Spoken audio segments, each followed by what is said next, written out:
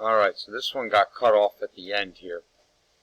But when it's a less than or equal to, it's negative 39 less than or equal to 9x plus 6 less than or equal to 39.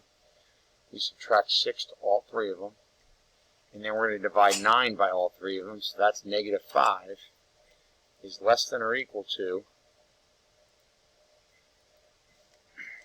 x, which is less than or equal to 33 over 9.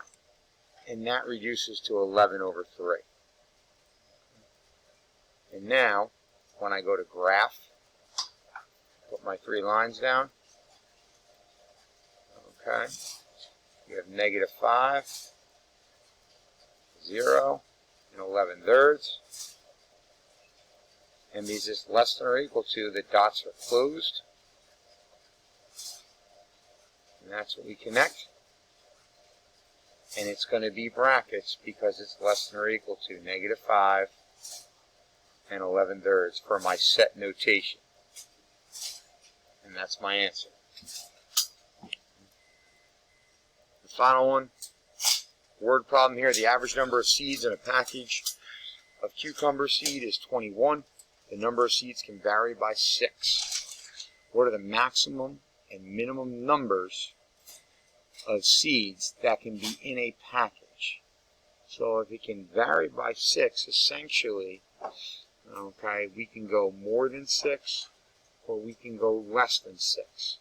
So to get numbers between 27 and 15, I want to set up something like this, where I have my absolute value, and I'm going x minus 21 is less than, or I should say less than or equal to 6. So when I do that, less than or equal to 6.